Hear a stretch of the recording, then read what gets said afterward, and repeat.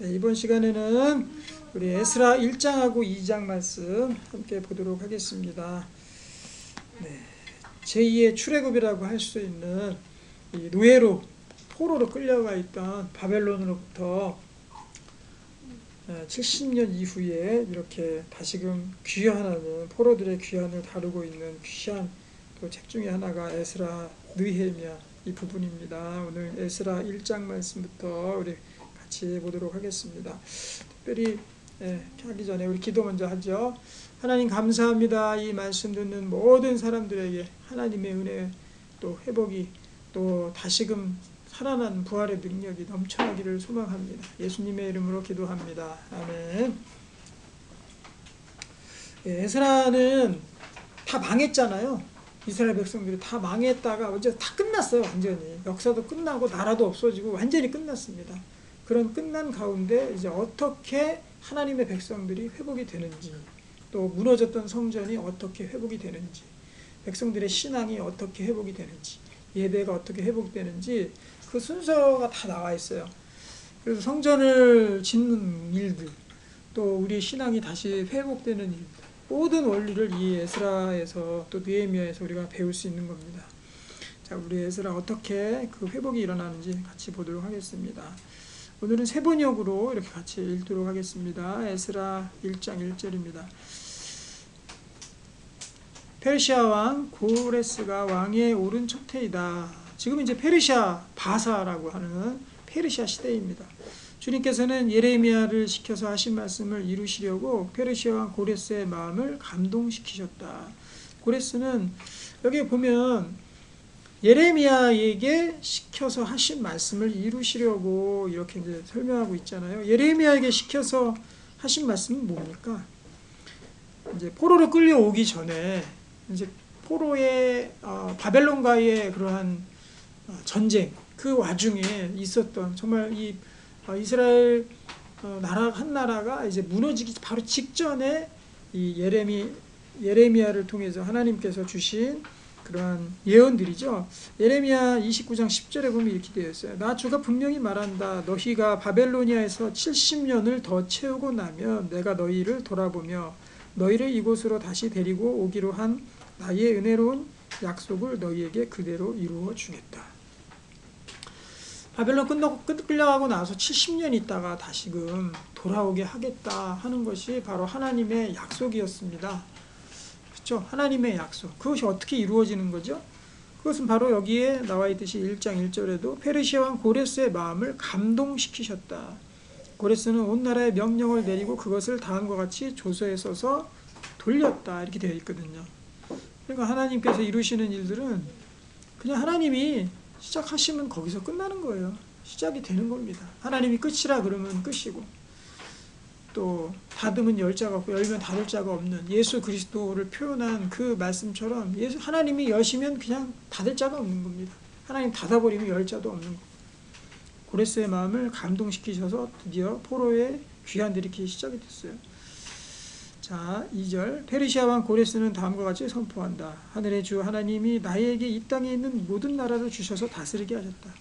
그러니까 그때 당시에 있는 이 바사라는 왕국이 얼마나 대단한 나라였는지, 정말 모든 나라를 통치할 만한 그런 최대의 강대국이 바로 이 페르시아였습니다. 그러니까 여기서도 이제 말씀하잖아요. 하늘의 주 하나님께서 나에게 이 땅에 있는 모든 나라를 다스리게 하셨다고. 또 유다에 있는 예루살렘에 그의 성전을 지으라고 명하셨다. 그런데 이러한 왕이 다른 나라, 그것도 하나의 작은 일개국, 포로로 끌려왔던 일개국의 그들이 믿는 신 여호와 하나님이죠. 만군의 여호와 하나님이시죠. 세상 만물을 만드신 하나님, 그 하나님께서 나타나셔서 말씀하니까 꼼짝없이 하나님의 말을 들을 수밖에 없다는 거죠. 그래서 일개국의 그냥 신 중에 하나가 아닙니다. 하나님은 만왕의 왕, 또 만국의 주가 되시는 그 주 하나님이십니다. 주 하나님께 성전 지으라고 명령하셨다고 이 페르시아 왕이 고백을 하고 있는 겁니다.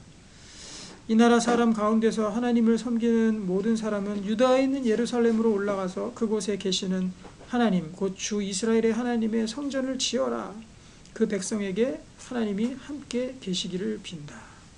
가서 성전부터 지으라는 겁니다. 성전, 하나님이 거하시는 곳, 다윗과의 언약을 통해서 하나님이 거하시는 가장 중요한 성전부터 지으라고 이 고레스 왕이 백성을 보내는 겁니다.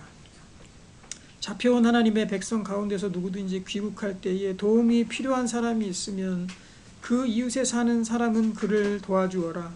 은과 금과 세간과 가축을 주고 예루살렘에 세울 하나님의 성전에 바칠 자원 예물도 돌려서 보내도록 하여라. 그러니까 자금까지 대주는 거예요. 그렇죠? 여기 뭐 귀국할 때 도움이 필요하면 도와줘라는 거죠. 금은 세간 가축도 주고 또 바칠 그 자원들도 하나님의 성전을 세운 자원까지 주라는 겁니다. 왕이 주라 그러면은 그거보다 더 큰 게 있을까요? 어떤 귀인이 나타나서 뭘 도와줘요. 교회를 위해서 도와주고 이런 것도 참 대단하겠죠. 그렇죠. 감사하겠죠. 그런데 이거는 그때 당시에 쓴 최강국의 왕이 이렇게 명령하는 겁니다. 그럼 왕이 명령하는 것보다 더한 게 있겠어요? 세상에? 이렇게 해서 하나님의 성전이 지어지는 거예요. 왕이 명령해가지고 지어지는 거예요. 자, 그때 유다와 베냐민 가문의 우두머리들과 제사장들과 레위 사람들과 하나님께 감동을 받고 예루살렘으로 올라가서 주님의 성전을 지으려고 하는 모든 사람이 길을 떠나 채비를 하였다. 이웃 사람들은 자원 예물 외에도 은그릇과 금과 세간과 가축과 여러 가지 진귀한 보물을 주어서 그들을 도왔다. 그러니까 그 옆에 있던 사람들까지도 그렇게 같이 동참했다는 거죠. 참 기이한 일 아닙니까? 하나님이 그냥 움직여 버리니까 이 모든 사람들이 움직이고 왕이 움직이는 일은 역사들이 일어난다는 거죠. 자원 예물을 드렸대요. 이방인들이. 더욱이 고레스 왕은 주님의 성전에 속하여 있던 여러 가지 그릇까지 꺼내오게 하였는데 그것들은 느부갓네살이 예루살렘에서 가지고 가서 자기의 신전에 둔 것이다. 바벨론 왕 느부갓네살이 백성들도 사로잡아가고 귀한 보물들 또 솔로몬의 보물들 그릇들까지 싹 다 그냥 약탈해서 갔거든요. 그거 다시 가져오라는 거죠. 가져가라는 거죠. 그것까지 다 내줬습니다. 그릇까지 가져가라는 거죠. 페르시아 왕 고레스는 제무관 미드르닷을 시켜 그 그릇들을 꺼내 낱낱이 세어서 유다 총독 세스바살에게 넘겨주게 하였다. 그 그릇이 몇 개인지까지 그 개수까지 세라고 한 거예요. 왜 셌겠어요? 뭐 쓸데없는 그릇이면 셌겠어요? 정말 하나하나가 그릇들이 다 귀한 것이니까 또 가져갔겠죠. 그 가져올 때도 값지고 귀한 것들이니까 또 이렇게 셌겠죠. 하나 몇 개인지. 그런 거 다 복귀가 된 겁니다. 9절 넘겨준 물품은 다음과 같다. 금접시가 30개, 은접시가 1000개요. 칼이 29자루요. 금대접이 30개요. 다른 것으로 대신 보충한 은대접이 410개요. 그 밖에 다른 그릇이 1000개이니 금그릇과 은그릇은 모두 5400개이다. 세스바살은 포로로 잡혀간 아들을 바벨로니아에서 예루살렘으로 데리고 올 때 이 그릇을 모두 가지고 왔다. 그릇들까지 다 하나님께서 사실은 주신 거잖아요. 솔로몬 왕에게 또 이스라엘에게 하나님께서 주신 보화와 재물입니다. 이거까지 다 갖고 오게 하셨다는 겁니다. 하나님께서. 자, 2장에는 1장 이렇게 간단하게 끝나고 2장에는 참 긴 명단들이 이렇게 쭉 있는데 이제 사람들이 누구가 오는지 그것들을 기록하고 있어요. 보겠습니다. 바벨로니 왕 느부갓네살에게서 사로잡혀 바벨로니아로 끌려간 사람 가운데서 많은 사람이 바벨로니아 각 지방을 떠나 저마다 고향 땅인 예루살렘과 유다로 돌아왔다. 그들은 스룹바벨과 예수아와 느헤미야와 스가랴와 지금부터 이제 쭉 그 명단들이 이렇게 쭉 나옵니다. 어떤 사람들이 나왔는지. 보면은 2장이 굉장히 길잖아요. 70절까지 있는데 왜 이렇게 많은 사람들 이름을 그냥 다 왔다 이렇게 하면 되는데 왜 이렇게 이름을 다 적어놨겠습니까?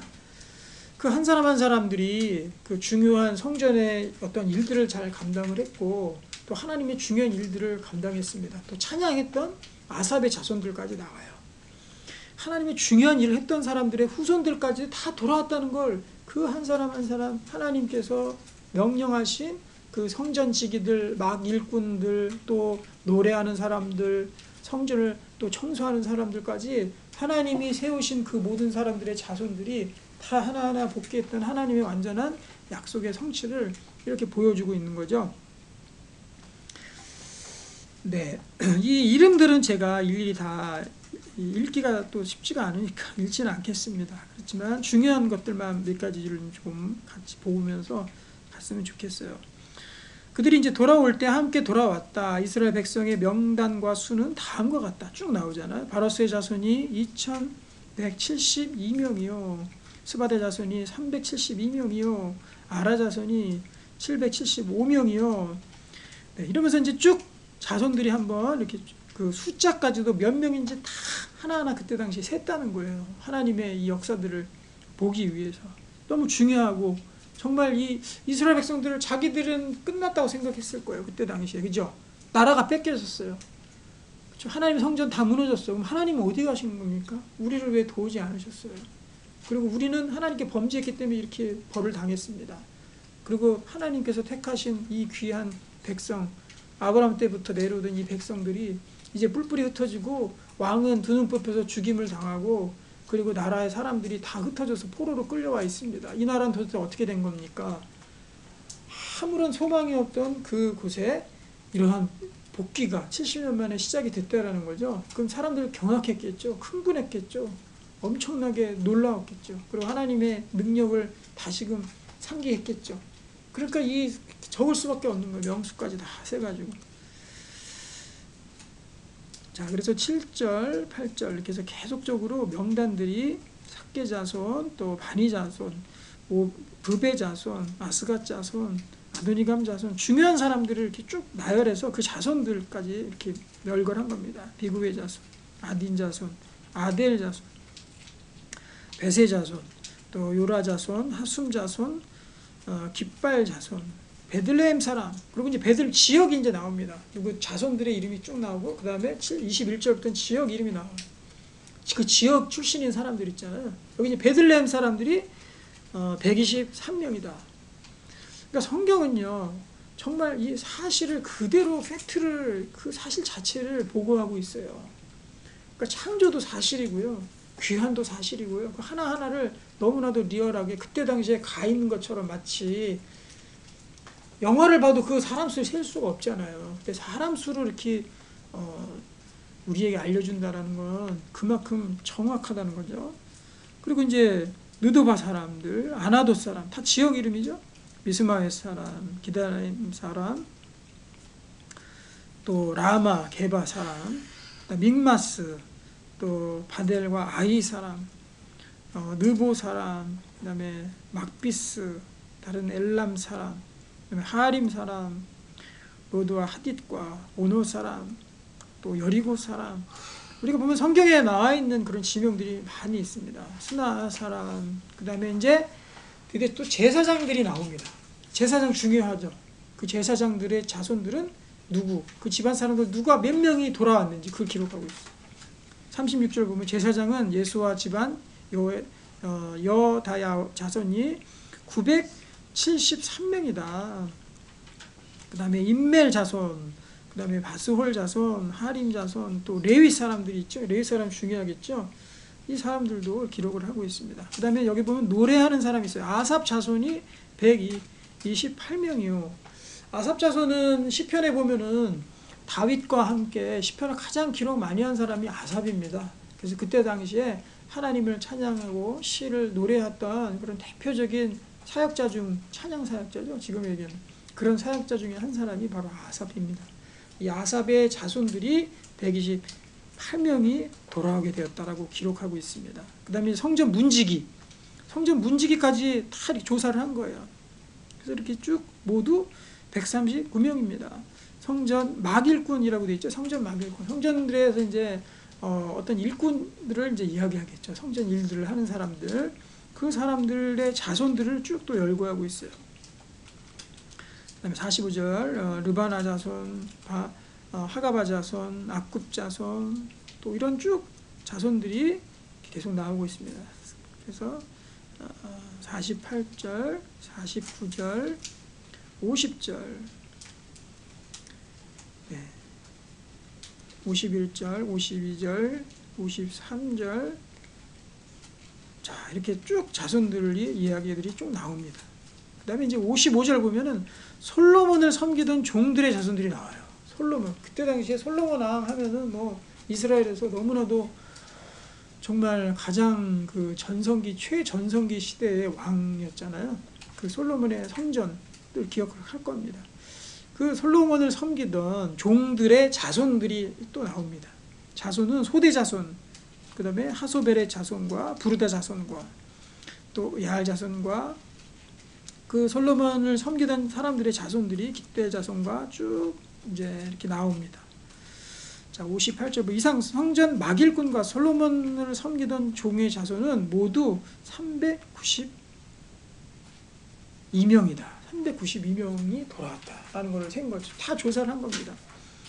59절 이 밖에 델멜라와 델하르사와 그룹과 아단과 등 여러 곳의 사람들이 왔지만 가문이 밝혀지지 않아서 그들이 이스라엘 자손인지 아닌지 알 길이 없다.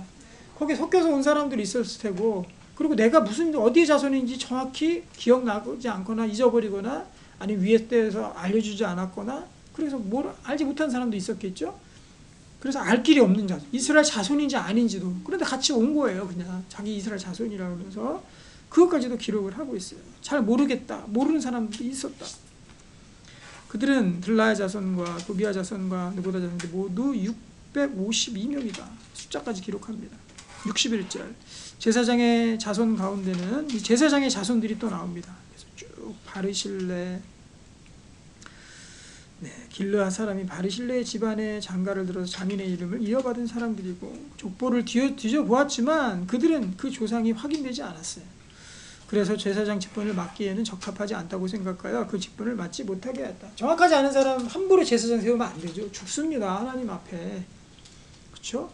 하나님께서 명하신 사람, 또 명한 방법대로만 하나님 만날 수 있었어요. 그렇기 때문에 그들에게는 명확하지 않았기 때문에 제사장 직분을 맡기지 못했습니다. 자, 유다 총독은 그들에게 우림과 둠빔을 가지고 판결을 내릴 제사장이 나타날 때까지 가장 거룩한 음식은 먹지 말라고 명하였다. 우림과 둠빔은 이 제사장들이 가슴에 품고 있었던 돌 조각들이죠. 그래서 그거를 가지고 하나님의 뜻을 아는 방법으로 사용했던 겁니다. 돌아온 회중의 수는 모두 42,360명이다. 그들이 부리던 남녀 종이 7,337명이고 그 밖에 노래하는 남녀가 200명이다. 또 말이 736마리요, 노새가 245마리요, 낙타가 435마리요, 나귀가 6,720마리이다. 엄청난 가축들을 데리고 왔습니다. 가축의 수까지. 마치 출애굽할 때랑 비슷합니다. 출애굽도 가축들까지 다 끌고 왔잖아요. 노예로부터 해방되는, 그렇죠? 그 자리로 출애굽하면서 나왔던 것. 바벨론의 노예로부터 다시 하나님의 백성들이 이렇게 생명의 땅으로 다시 귀환하는 모습 똑같습니다. 가문의 우두머리 가운데는 예루살렘에 있는 주님의 성전터에 이르러서 하나님의 성전을 옛터에 다시 세우는 일을 도우려고 자원 예물들을 바치는 이들도 있었다. 성전 짓기 위해서 자원 예물을 사람들이 갖다 바치고 같이 지었다라는 겁니다. 저마다 힘 잘하는 대로 건축기금을 마련하니 금이 6만 1,000다릭, 은이 5천만에, 제사장의 예복이 100벌이나 되었다. 힘 닿는 대로 최대한 많은 사람들이 이렇게 헌신을 같이 한 겁니다. 이건 진짜 이스라엘 백성들에게 있어서 혁명적인, 정말 경악할 수 있는, 정말 이 흥분하지 않을 수 없는 그러한 일들이 이 에스라의 상세하게 하나하나 기록되어 있습니다. 마지막 절 70절 제사장과 레위 사람과 백성 가운데서 일부는 노래하는 이들과 문지기들과 성전 막일꾼들은 그들의 고향 마을에 자리를 잡았다. 나머지 이스라엘 사람들은 저마다 고향에 자리를 잡았다. 이렇게 끝이 납니다. 그러니까 이 성전의 회복, 한 민족의 회복의 시작은 이제 하나님의 약속과 하나님이 이제 스타트를 거시는 거죠. 하나님께서 고레스의 왕의 마음을 움직이신 그것으로부터 아주 강하게 움직였을 겁니다. 왜냐하면 이 대국의 왕이 움직일 정도면 이 한민족을 보내는 것이 쉬운 일이 아니거든요. 그러니까 하나님이 와서 얼마나 강력하게 역사하고 나타났는지 나중에 보면은요, 뭐 다리와 왕, 아닥사스다 왕 계속 나오는데 자기가 죽을까봐 두려워서 백성들을 보냈다 이런 장면도 나오거든요. 하나님께서 아마도 몇 번 거절하고 그럴 수도 있었을 거예요. 하지만 그 왕들이 알아듣게끔 하나님께서 알아서 말씀하신 것이 바로 이러한 회복의 시작이다. 하나님의 역사의 시작이다. 그 다음에 이제 3장에 나오는 것이 바로 예배 회복입니다. 예배 회복이 있고 나서 그 다음에 이제 또 일이 시작이 되고 또 방해가 일어나요. 분명히 방해도 있어요. 그것도 넘겨야 되는 거죠. 그래서 하나님께서 약속하시고 하나님의 뜻이 먼저다. 우리가 그것들을 오늘 이 시간에 하나님의 섭리, 그것들을 우리가 잘 기억하고 또 우리가 하나님의 회복의 일들을 우리가 지금부터라도 또 시작을 한다면 하나님께서 분명히 도우실 겁니다. 모든 것들을 이루고 가실 거예요. 자, 우리가 예배 회복은 또 어떻게 되는지 우리 다음 장에서 또 우리 그것들을 같이 보았으면 좋겠습니다. 우리 기도하겠습니다. 하나님 아버지, 주님께서 여시면 닫을 자가 없는 줄로 믿습니다. 하나님, 정말 하나님께서 또 원하시는 때에 또 우리 교회도 주님께서 세워주시고 정말 우리 또 낙심했던 자들이 하나님의 계획 가운데 온전히 일어나는 그런 역사들이 우리 가운데 늘 있도록 주께서 도와주시고 또 예배 회복을 통해서 우리도 하나님의 일들 하나둘씩 회복해 나갈 수 있도록 하나님께서 역사해 주시옵소서. 예수님의 이름으로 기도합니다. 아멘.